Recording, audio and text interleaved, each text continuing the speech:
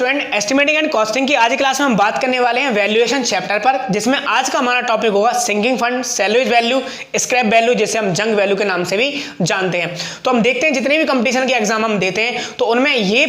तीनों पॉइंट्स से रिलेटेड हमें बहुत ज्यादा क्वेश्चंस देखने को मिलते हैं। तो आज की क्लास में उन सभी पॉइंट्स पर हम डिस्कस करेंगे, उन सभी पॉइंट्स पर हम विचार करेंगे जो हमारे कंपटीशन की दृष्टि से, कंपटीशन एग्जाम के पॉइंट ऑफ व्यू से हमारा ज्यादा इंपॉर्टेंट हमारे उसमें बन सकते हैं पॉइंट्स। उन सब पॉइंटों को हम डिटेल एग्जाम्पल के साथ हम उनको समझेंगे। तो चलिए करते हैं आज की क्लास स्टार्ट, जिसमें हम समझने वाले हैं सिंकिंग फंड, जिसे हिंदी में कहते हैं शोधन निधि के बारे में। तो क्या होता है सिंकिंग फंड? देखें, आपके पास सपोज कीजिए कोई एक प्रॉपर्टी है होटल, यानी आपके पास एक संपत्ति है होटल और इससे आपकी इनकम हो रही है, यानी वो इनकम जो टोटल आपकी इनकम है उसमें से आप कोई भी किसी भी टाइप का रिपेयर, मेंटेनेंस या चौकीदार या जो भी आपका मैनेजमेंट उस होटल के अंदर वर्क कर रहा है कोई भी आप उसके अंदर क्या कर रहे हैं, उसमें डिडक्शन नहीं कर रहे हैं। यानी आप टोटल इनकम की बात कर रहे हैं, इस होटल से कितनी इनकम हो रही है, वही इनकम हमारी क्या कहलाती है? ग्रॉस इनकम कहलाती है। यानी कि किसी भी संपत्ति से, ध्यान से समझेंगे इन पॉइंट को, किसी भी संपत्ति से उसकी लाभकारी आयु में, यानी उसकी यूटिलिटी लाइफ में कब तक वो हमारी अच्छी तरह वर्क करती रहेगी, क्योंकि कोई भी हमारा होटल जो हमारा कंक्रीट स्ट्रक्चर का है कभी ना कभी तो खराब होगा ही, यानी हम और जब तक वो हमारा वर्क करता रहेगा उस एज को हम क्या कहते हैं? बेनिफिशियल एज ऑफ स्ट्रक्चर, या फिर हमारी लाभकारी आयु या यूटिलिटी लाइफ ऑफ स्ट्रक्चर। तो जब तक हमारा स्ट्रक्चर उपयोगी है तो उसी के बारे में बात कर रहे हैं कि किसी भी प्रॉपर्टी का लाभकारी आयु के अंतर्गत, यानी लाभकारी आयु में ही हम क्या करें, उससे होने वाली ग्रॉस इनकम, यानी जो हमारी इस होटल से कुछ ना कुछ तो आप कमा ही रहे होंगे, जो आपकी इनकम हो रही है, यानी जो ग्रॉस इनकम हो रही है, तो किसी भी स्ट्रक्चर का, यानी किसी प्रॉपर्टी का, किसी भी संपत्ति का लाभकारी आयु के अंतर्गत क्या करें, उसकी ग्रॉस इनकम का कुछ हिस्सा हमारा, यानी कुछ पार्ट हमारा क्या करते हैं, एनुअली इंस्टॉलमेंट के रूप में जमा कर दिया जाएगा। और लाभकारी आयु के बाद हमें दोबारा से, यानी जब इसकी लाभकारी आयु, हम कंक्रीट स्ट्रक्चर की लाभकारी आयु कितनी मानते हैं? 80 ईयर। तो इसकी लाभकारी आयु के बाद हमें क्या करें, कुछ इतना फंड हमें वापस मिल जाए जिससे हम क्या करें, एक न्यू होटल का कंस्ट्रक्शन करवा सकें। तो वो ही फंड हमारा क्या कहलाता है? सिंकिंग फंड कहलाता है। तो अब इसको हम समझते हैं, पॉइंट बाय पॉइंट देखें। किसी भी संपत्ति के लाभकारी आयु समाप्त होने पर, यानी कि अभी इसको हम इंग्लिश में भी एक्सप्लेन करेंगे, किसी भी संपत्ति के लाभकारी आयु समाप्त होने पर, यानी जब उसका यूटिलिटी पीरियड है उसका समाप्त होने पर हम क्या करें, उससे पुनः निर्माण के लिए, उसको दोबारा से बनाने के लिए हम क्या करें, समयबद्ध तरीके से, यानी कि टाइम टू टाइम हम क्या करें, एनुअली हम क्या करें, एक इंस्टॉलमेंट जमा करें। समयबद्ध तरीके से जो फंड एकत्रित किया था, जो फंड हम एकत्रित कर रहे हैं, जो हम क्या करें, फंड एक्यूमुलेट कर रहे हैं, उसी फंड को हम क्या कहते हैं? सिंकिंग फंड, यानी शोधन निधि के नाम से हम उसको जानते हैं। तो आप ऐसे समझ सकते हैं और अच्छी तरीके से देखें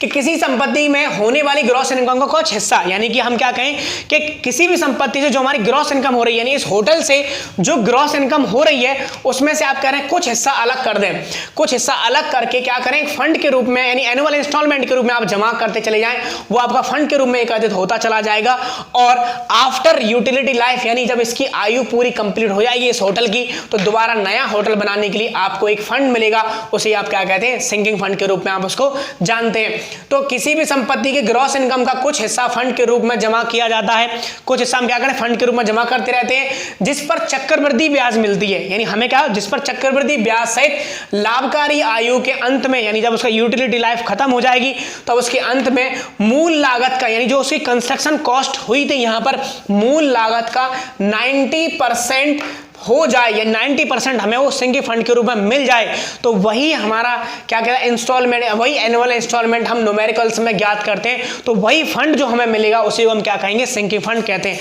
अब बात आई कि अगर इस बिल्डिंग में 90-100% अगर इसका हमारा कंस्ट्रक्शन कॉस्ट था तो हमें वापस कितना मिल रहा है? 90% हमें सिंकिंग फंड के रूप में वापस मिल जाएगा। लेकिन फिर समस्या यही आई कि 10% कहाँ गया? तो देखिए, हमें तो क्योंकि स्ट्रक्चर बनाने के लिए 100% पैसा चाहिए, तो उस 10% कहाँ मिला? 10% हमें मिलता है, प्लस 10% हमारी क्या मिलती है? इसी स्ट्रक्चर को जब बेचेंगे स्क्रैप वैल्यू की फॉर्म में हमें पैसा, नहीं कबाड़ी मूल्य के रूप में हमें कुछ पैसा देखने को मिलेगा। तो ओवरऑल हमें आज की डेट में जो हमने 100% पैसा इसे कंस्ट्रक्शन कॉस्ट में लगाया है, तो हम क्या करें, इसमें से जो ग्रॉस इनकम हो रही है, जो भी आप कमा रहे हैं, उसमें से कुछ हिस्सा उसकी लाभकारी आयु में जो उसका यूटिलिटी लाइफ में आप उसको कुछ अलग करते रहें और उसको फंड के रूप में जमा करते रहें, और जब उसकी लाभकारी आयु खत्म हो जाएगी, जब वो एंड हो जाएगी, तब इसको हम तुड़वा देंगे और तुड़वाने पर हमें कुछ 10% स्क्रैप वैल्यू मिल जाएगी और 90% हमें सिंकिंग फंड के रूप में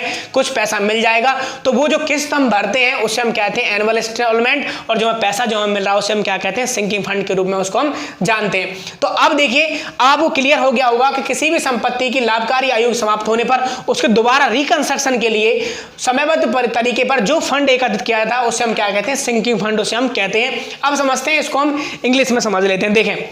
कि a certain amount of gross income, यानी एक कुछ ग्रॉस इनकम का कुछ निश्चित हिस्सा is set aside normally as sinking fund, यानी उसे हमें यानी कि एक जो ग्रॉस इनकम का जो हमारा कुछ निश्चित हिस्सा हम क्या करें, उसे अलग करते रहें, जमा करते रहें सिंकिंग फंड के रूप में टू एक्यूमुलेट, यानी क्यों कर रहे हैं, ताकि इकट्ठा करते रहें the total cost of construction when life of building is over, यानी जब बिल्डिंग की उम्र ओवर हो जाए, यानी बिल्डिंग का जो लाभकारी आयु पूरी कंप्लीट हो जाए, तब हमें क्या मिल जाए, उसका रिकंस्ट्रक्शन के लिए पैसा मिल जाए, यानी कॉस्ट ऑफ कंस्ट्रक्शन हमें दोबारा से मिल जाए। तो उसके लिए हम क्या करते हैं, सिंकिंग फंड के रूप में हम पैसा जमा करते रहते हैं। आगे the object of creating sinking fund, ये कह रहा है कि क्रिएटिंग फंड का हम क्रिएटिंग जो हमने जो सिंकिंग फंड को क्रिएट किया है उसका क्या उद्देश्य है। The object of creating sink fund, यानी सिंक फंड को क्रिएट करने का क्या उद्देश्य है, to accumulate sufficient money to meet the cost of construction, यानी हम क्या करें, ये सिंकिंग फंड जमा करने का उद्देश्य हमारा यही है कि उसकी लाभकारी आयु के अंत में जब उसकी एज पूरी हो जाए तो हमें वहां से क्या मिल जाए, पूरा एक पैसा मिल जाए वापस, और replacement the building after it's utility period, ताकि हम बिल्डिंग को रिप्लेस कर सकें और दोबारा नई वहां पर बना सकें तो उसकी लाभकारी आयु के बाद। तो ये था हमारा सिंकिंग फंड के रूप में हम जमा करते रहते हैं वो पैसा, और ये हमारे कुछ ऑब्जेक्ट्स हैं, पॉइंटों पर ध्यान देना है कि ये कुछ भी आपको इसमें से क्वेश्चंस पुट अप कर सकता है। आगे है next, the fund which is gradually accumulate to annual deposit, यानी ऐसा फंड जो धीरे धीरे वार्षिक तौर पर वार्षिक किस्त के रूप में हम उसको इकट्ठा करते रहते हैं। For replacement of building, building को रिप्लेस करने के लिए, नई बिल्डिंग बनाने के लिए, at the end of useful life और इस टर्मिनेट, यानी जब उसकी यूजफुल लाइफ खत्म हो जाती है तो इस टर्मिनेट सिंकिंग फंड, यानी मैंने तमाम तरीकों से आपको समझाने की कोशिश करी कि सिंकिंग फंड हमारा क्या होता है। आपको क्लियर हो गया होगा, उम्मीद करता हूं कि सिंकिंग फंड क्या होता है। ध्यान देंगे कि सिंकिंग फंड से हमें किसी भी कंस्ट्रक्शन की 90% ही कॉस्ट मिलती है, यानी हमें जो चाहिए, क्यों मिलती है 90% कॉस्ट, क्योंकि जो स्ट्रक्चर हमारे पास ऑलरेडी है, हम ऐसा एज्यूम करते हैं, हम ऐसा मानते हैं कि लगभग, एग्जैक्ट तो नहीं, लगभग हमें 10% कबाड़ी मूल्य इसका मिल जाएगा, तो हमें फिर 90% की जरूरत होगी। तो 90% के लिए, यानी स्ट्रक्चर की जो कॉस्ट है उसमें 90% के लिए ही, सपोज कीजिए 10 लाख रुपए में आज आपने ये होटल बनवाया और आप एक एज्यूम कर सकते हैं, तो उसमें से आपको 9 लाख रुपए आपको सिंकिंग फंड के रूप में आपको वापस चाहिए, तो उसके लिए आपके लिए एनुअल इंस्टॉलमेंट बनाई जाएगी। जबकि ये अगर कंक्रीट का, मैं स्टैंडर्ड बातें कर रहा हूं यहां पर, जबकि हमारा कैसा है, कंक्रीट का स्ट्रक्चर है, तो कंक्रीट के स्ट्रक्चर की मैंने यहां पर लिखा हुआ है, कंक्रीट स्ट्रक्चर की जो हमारी लाभकारी आयु है उसकी 80 ईयर एज्यूम करते हैं। तो 80 ईयर बाद हमें क्या मिल जाए, इसमें से 10 लाख का बनवाया तो 9 लाख हमें मिल जाए सिंकिंग फंड के रूप में, और 10% यानी कि 1 लाख हमें किसके रूप में मिल जाएगा, स्क्रैप वैल्यू के, क्योंकि इसके अंदर जब इसको हम तोड़ेंगे तो इसके अंदर बहुत सारे हमारे कंस्ट्रक्शन मटेरियल जैसे कि ब्रिक, वुड, टिम्बर और हमारे जैसे कि स्टील वगैरह हमें मिलेगी, तो उसको बेचकर भी हमें कुछ पैसा मिलेगा। तो पैसा हम ये मान लेते हैं कि स्क्रैप वैल्यू के रूप में हमें 10% ही मिलता है। चलिए, ये तो हो गई हमारी इसकी बात तो सिंकिंग फंड के बारे में। अब इसके कुछ न्यूमेरिकल्स की अगर हम बात करें तो सिंकिंग फंड को निकालने के लिए, सिंकिंग फंड के एनुअल इंस्टॉलमेंट को निकालने के हमारे पास फार्मूला होता है S × I अपॉन 1 + I की पावर n-1, या इसको कभी कभी एग्जाम में आपको इस तरीके से देखने को मिलेगा कि I = S × R upon 1 + R की पावर n-1। अब इसमें I क्या है, S क्या है, उसको समझते हैं। I हमारी एनुअल इंस्टॉलमेंट, यानी सिंकिंग फंड लेने के लिए हमारी वार्षिक किस्त, यानी एनुअली हम कितना रुपया सिंकिंग फंड के रूप में हम जमा करेंगे।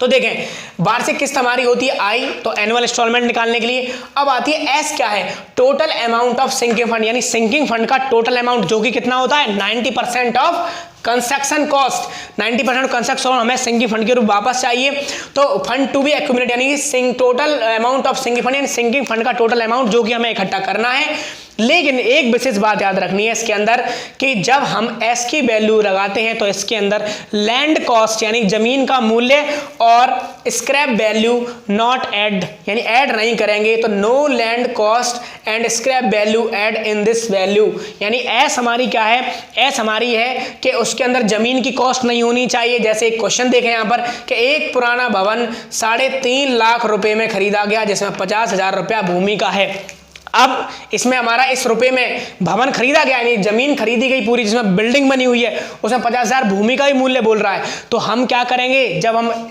एनुअल इंस्टॉलमेंट हम ज्ञात करेंगे तो उस केस में हम ये 50,000 रुपया ऐड नहीं करेंगे, क्योंकि मैंने पहले ही बता दिया कि एस में हम लैंड कॉस्ट और स्क्रैप वैल्यू को ऐड नहीं करते हैं। अब आगे आता है आई और एन, यानी आई और एन क्या है, हमारा रेट ऑफ इंटरेस्ट यानी कि ब्याज की दर।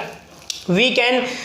यूज इन डेसिमल, जब इस फार्मूले में यूज करेंगे तो इसको हम नंबर्स में चेंज करके डेसिमल में चेंज करके इसको हम यूज करते हैं। तो चलिए, तो ये था हमारा कि सिंकिंग फंड क्या होता है, यानी सिंकिंग फंड हमारा क्यों यूज कर रहे हैं हम, सिंकिंग फंड क्या है, कैसे इसके कुछ हमने कुछ इंपॉर्टेंट बात है इसके बारे में डिस्कस करी। अब इस न्यूमेरिकल को हम देखते हैं कैसे सॉल्व करेंगे। तो सिंकिंग फंड के इस न्यूमेरिकल को सॉल्व करने के लिए सबसे पहले आपको निकालना पड़ेगा एस। एस क्या है, यहाँ पर देखें एस यहाँ पर हमारा होगा कि एस क्या है, 3.5 लाख रुपए। यहाँ पर देखें टोटल हमारे बिल्डिंग कॉस्ट निकालेंगे सबसे पहले हम। तो हम क्या करेंगे इस क्वेश्चन में, बिल्डिंग कॉस्ट यानी जो भवन हमने खरीदा है वो कैसे निकालेंगे हम, इसमें से 3.5 लाख में से हम क्या कर देंगे 0.5 लाख यानी आधा लाख हम क्या करेंगे, हम घटाएं 50,000 रुपये हमने घटा दिया। क्यों,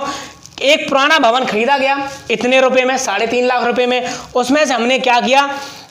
जिसमें से हमने 50,000 रुपये भूमि का मूल्य है, तो भूमि का मूल्य हमने पहले ही लिख रखा है कि एस की वैल्यू में हम जमीन की कॉस्ट नहीं जोड़ेंगे। तो हमने 3.5 लाख में से जब आधा लाख घटाया तो हमारे पास कितना बचा, यानी ये तो हमारी वैल्यू किस में, लाख में चल रही है। अब मैं इसको पूरा कन्वर्ट करके लिख दूँ तो हमारा कितना हो जाएगा, 1 2 सैकड़ा 1000 10,000 लाख, 3 लाख रुपये हमारा हो गया टोटल बिल्डिंग की कॉस्ट। अब देखें इस बिल्डिंग कॉस्ट में हमारी जो लाभकारी आयु दे रखी है 30 साल, यानी ये बोला है कि ये भवन कितना चलेगा, 30 साल चलेगा। अब 30 साल बाद हमें क्या चाहिए, हमें इस बिल्डिंग कॉस्ट का 90% हिस्सा ही हमें सिंकिंग फंड के रूप में वापस चाहिए। तो इसका 90% निकालेंगे तो एस बराबर हो जाएगा हमारा 30 यानी 3 लाख गुणा कितना 90% अगर हम निकाल देंगे तो 1 2 सैकड़ा 10,000 लाख, तो हमारा कितना निकलेगा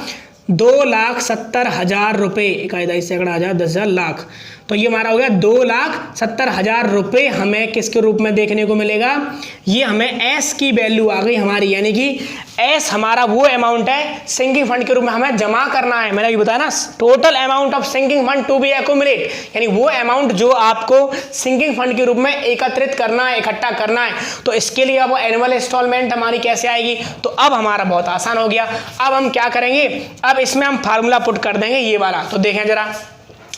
इसका अगर हम फार्मूला पुट करेंगे तो क्या निकल के आएगी वैल्यू, तो यहाँ से हम आई बराबर एस की वैल्यू कितनी आई है, एस की वैल्यू हमारी आई है यहाँ पर 2,70,000 रुपये, 2,70,000 गुणा हमारी जो ब्याज की दर कितनी है 4%, जिसको हम केस में चेंज करना है यूज इन डेसिमल, तो उसे 4% को अगर हम कन्वर्ट कर देंगे तो 0.04 हो जाएगा अपॉन, अगर हम बात करें आगे है 1 प्लस आई यानी 1 प्लस आई, तो 1 प्लस आई की वैल्यू कितनी है 0.04, तो 1 प्लस आई कर देंगे कितना हो जाएगा 1.04 की पावर हमारी हो जाएगी 30 माइनस 1, यानी हमारा कितना ध्यान रखिएगा ये माइनस इस कोष्टक के बाहर है, पावर में नहीं है, इनके साथ वो अलग है। तो जब इसको आप सॉल्व करेंगे तो इसको मैंने ऑलरेडी सॉल्व किया हुआ, जब आप कैलकुलेटर से सॉल्व करेंगे तो इसकी वैल्यू आएगी 4,814 रुपये, 8,814.2 रुपये आपकी इसकी एनुअल इंस्टॉलमेंट आपको देखने को मिलेगी। जब आप सॉल्व करेंगे तो आप इसको सॉल्व करना, तब आप देखना इतना ही आपका आंसर आएगा। तो ये हमारा था कि हमें अब 90% पैसा यानी 2,70,000 रुपये इससे मिलेगा, और बिल्डिंग कॉस्ट में कितना बचा हमारा सिर्फ 30,000 रुपये, और 30,000 रुपये हमारी क्या हो जाएगी इसकी 3 लाख का 10% 30,000 होता है, 10% हमें स्क्रैप वैल्यू मिल जाएगी। तो ये हमारा हो गया टोटल, जब यानी हम जमा करते रहें अगर लाभकारी यानी 30 साल तक हम जमा करते रहेंगे तब हमें इसमें देखने को क्या मिलेगा कि 100% हमें पैसा देखने को वापस हमें मिल जाएगा। अब आगे बात करते हैं इसके सैल्वेज वैल्यू के। अब देखिए बात आती है सिर्फ और सिर्फ किसकी कंडीशन रह गई, ये सिर्फ हमारी कहानी रह गई कि सिर्फ कि देखें सिंकिंग फंड हो गया। अब सिंकिंग फंड के बाद आती है सैल्वेज वैल्यू की बात। तो अब 10% की भी बात, अब 10% के बारे में कुछ सोच लें हम क्या करना है। तो देखें सैल्वेज वैल्यू क्या है, किसी भी स्ट्रक्चर को, यानी ये स्ट्रक्चर हमारा पुराना हो गया और इस स्ट्रक्चर को हमें क्या कर देना है, इसको हमें बेच देना है। तो इस स्ट्रक्चर को बेच देंगे तो हमें बेचने के लिए क्या करना होगा, यानी इसकी लाभकारी आयु समाप्त हो गई। तो लाभकारी आयु यानी यूटिलिटी पीरियड खत्म होने के बाद हम क्या करते हैं, किसी भी स्ट्रक्चर को हम बेच देते हैं। तो कैसे बेचते हैं, यानी खड़ी अवस्था में बिना गिराए, यानी इसका हमें डिमोलाइजेशन नहीं करवाना है, अभी इसको हमें डिमोलाइजेशन बिना कराए, यानी खड़ी अवस्था में जैसा ये बना हुआ है स्ट्रक्चर वैसा का वैसा ही, तो खड़ी अवस्था में बिना गिराए, बिना तोड़े, बिना फोड़े इसको क्या करेंगे, जब स्ट्रक्चर को बेच दिया जाता है तो जो कॉस्ट हमें मिलती है उसे हम क्या कहते हैं, सैल्वेज वैल्यू कहते हैं। तो it is the value of property at the end of utility period, यानी ये एक ऐसी वैल्यू है जो उसकी लाभकारी आयु के अंत में हमें मिलती है, विदाउट बीइंग डिसमेंटेड, यानी बिना तोड़े फोड़े, यानी किसी भी स्ट्रक्चर को, किसी भी संपत्ति को बिना गिराए खड़ी अवस्था में लाभकारी आयु के बाद जो बेचते हैं, जो हमें प्राप्त होता है पैसा, जो मूल्य हमें मिलता है, जो वैल्यू हमें मिल रही है, उस वैल्यू को हम सैल्वेज वैल्यू कहते हैं। ध्यान रखेंगे एक बात और कि it does not include the cost of demolisation and dismantling and removal, यानी कि इसके अंदर स्ट्रक्चर का हम क्या करते हैं, कोई भी स्ट्रक्चर जो हम इसको बना रहे हैं तो इस स्ट्रक्चर के अंदर क्या अगर डिसमेंटलिंग और रिमूवल का हम क्या करते हैं, कोई भी एडिशन नहीं होता है, यानी इस स्ट्रक्चर के अंदर हमने डिसमेंटलिंग और रिमूवल का पैसा हमने ऐड नहीं किया है, खड़ी अवस्था में बिना तोड़ा ही नहीं है उसके अंदर, तो पैसा क्यों इंक्लूड करेंगे, यानी बिना तोड़े फोड़े खड़ी अवस्था में। इसी तरीके से जब हम इसको जब इसको हम बेचते हैं तो जो पैसा हमें मिलता है उसे हम क्या कहते हैं, सैल्वेज वैल्यू कहते हैं। तो सैल्वेज वैल्यू हमेशा कैसे होगी, पॉजिटिव होगी। क्यों होगी पॉजिटिव, खड़ी अवस्था में फ्री में तो देंगे नहीं, कुछ ना कुछ तो पैसा लेंगे ही, जाहिर सी बात है पॉजिटिव होगी। तो सैल्वेज वैल्यू हमारी कैसी होती है, पॉजिटिव होती है। इसमें डिसमेंटलिंग और रिमूवल की कॉस्ट शामिल नहीं होती है, इसके अंदर हम इंक्लूड नहीं करते हैं। अब बात आती है स्क्रैप वैल्यू या जंग वैल्यू या डिमोलाइजेशन वैल्यू की, कि ये क्या होती है। देखें डिमोलिशन वैल्यू या जंग वैल्यू, स्क्रैप वैल्यू। अब हमने क्या किया, स्ट्रक्चर को तोड़वा दिया, तोड़वाने के बाद हमें क्या क्या मिलेगा, हमें उसके अंदर कबाड़ी, जब हम उसको कबाड़ी वाले को जब हम बुलाएंगे तो कबाड़ा वाला क्या करेगा, उसमें क्या खरीद सकता है, वो जो जो मटेरियल हमारे रिकंस्ट्रक्शन में यूज हो सकते हैं उनको खरीद लेगा, जैसे कि स्टील खरीद सकता है, ब्रिक खरीद सकता है, लकड़ी खरीद सकता है, सैनिटरी मटेरियल खरीद सकता है। तो बहुत सारी चीजें जो हमें बेच देंगे, तो बेचने पर और उसमें गिराने का खर्चा आप काट दीजिए, यानी गिराने का जो हमारा, गिराने के लिए भी तो कुछ पैसा लगेगा, वो काटने के बाद जो हमें नेट अमाउंट हमें वापस मिला वो अमाउंट हमारा कहलाता है स्क्रैप वैल्यू। तो सबसे पहले समझेंगे कि किसी भी भवन को गिराने के बाद निकली हुई लोहा, ईंट, लकड़ी आदि को बेचने पर जो खर्चा काटने के बाद, यानी गिराने का खर्चा काटने के बाद जो पैसा बचता है उसे हम क्या कहते हैं, स्क्रैप वैल्यू कहते हैं। और स्क्रैप वैल्यू हमारी क्या हो सकती है, नेगेटिव भी हो सकती है, पॉजिटिव भी हो सकती है और जीरो भी हो सकती है। कैसे, सपोज कीजिए आपने इसको 1 लाख में बेचा, 1 लाख में बेचने के बाद स्क्रैप हमारा उसके अंदर 1 लाख का नहीं निकला, गिराने का खर्चा ज्यादा हो गया, तो हमें तो पैसे और देने पड़े, यानी कबाड़े में जो मटेरियल निकला वो 1 लाख का नहीं बिका, तो हमें क्या हुआ, हमें गिराने का खर्चा हमारा 1.5 लाख रुपया आ गया, तो हमें कहीं ना कहीं नेगेटिव में आ गए। तो उस केस में आप कहेंगे कि नेगेटिव वैल्यू हो गई स्क्रैप वैल्यू। दूसरा कि आपने इसको तोड़वाने खर्चा आपका 1 लाख रुपए है, लेकिन कबाड़ा आपके इसके अंदर से जो निकला उसको बेचा तो आपको 2 लाख मिले, तो आपको 1 लाख का बेनिफिट हो गया। तो वो हमारा क्या हो गया, वो हमारी वैल्यू जो हो गई वो हमारी पॉजिटिव स्क्रैप वैल्यू हो गई। बराबर भी छूट सकते हैं कि जितने का हमने स्क्रैप था उतने का हमने डिमोलाइजेशन जो हमने करवाया उसमें रिमूवल में हमारा पैसा खत्म हो गया। तो इस वजह से हम कह सकते हैं कि स्क्रैप वैल्यू हमारी जीरो भी हो सकती है, पॉजिटिव भी हो सकती है और नेगेटिव भी हो सकती है। तो स्क्रैप वैल्यू में भी पॉजिटिव, नेगेटिव और जीरो। और दूसरा है scrap value is the value of dismantling material, जो हमारा मटेरियल गिराया, जो उसमें से निकला है डिसमेंटेड मटेरियल जो है, उसको बेचने पर जो हमें पैसा मिला है, गिराने खर्चा काटने के बाद उसमें हम क्या करते हैं, उसे स्क्रैप वैल्यू कहते हैं। आगे स्क्रैप वैल्यू ऑफ बिल्डिंग में भी एज अबाउट, देखिए एग्जैक्ट 10% हमेशा ही नहीं होती, हमने कहा है कि near by, about, may be about 10% of construction cost, जो हमारी कंस्ट्रक्शन कॉस्ट थी उसका लगभग 10% हमें स्क्रैप के फॉर्म में देखने को मिल सकता है। तो ये थी हमारी आज की क्लास जिसमें हमने बात की important point salvage value, scrap value और सिंकिंग फंड के बारे में। उम्मीद करता हूं आपको समझ में आ गया होगा। ये न्यूमेरिकल आता है कैलकुलेट, अब ये न्यूमेरिकल आप 1 की पावर कैसे सॉल्व करेंगे, इसके लिए जब भी आप एग्जाम देंगे तो उसमें आपको एक कैलकुलेटर मिलता है, उस कैलकुलेटर की मदद से आप इसको, क्वेश्चन आता है पेपर में हमेशा, तो उससे आप क्वेश्चन भी सॉल्व कर सकते हैं। कैलकुलेटर वहां पर रहता है, जब हम ऑनलाइन टेस्ट देते हैं तो उसमें कैलकुलेटर हमें देखने को मिलेगा स्क्रीन पर ही, तो वहां पर आप पूछ सकते हैं, जितने भी हमारे वॉलंटियर्स वहां पर होते हैं उनसे पूछ सकते हैं, वहां पर आपको मिल जाएगा, कैलकुलेटर बता देंगे किस तरीके से यूज करना है, तो वो वहां से हम इस क्वेश्चन को भी आसानी से सॉल्व कर सकते हैं। तो ये थी हमारी आज क्लास। अगर लेक्चर आपको अच्छा लगा हो तो इसे लाइक करें, वीडियो को ज़्यादा शेयर करें और चैनल को सब्सक्राइब करें। मिलते हैं नेक्स्ट वीडियो में। धन्यवाद।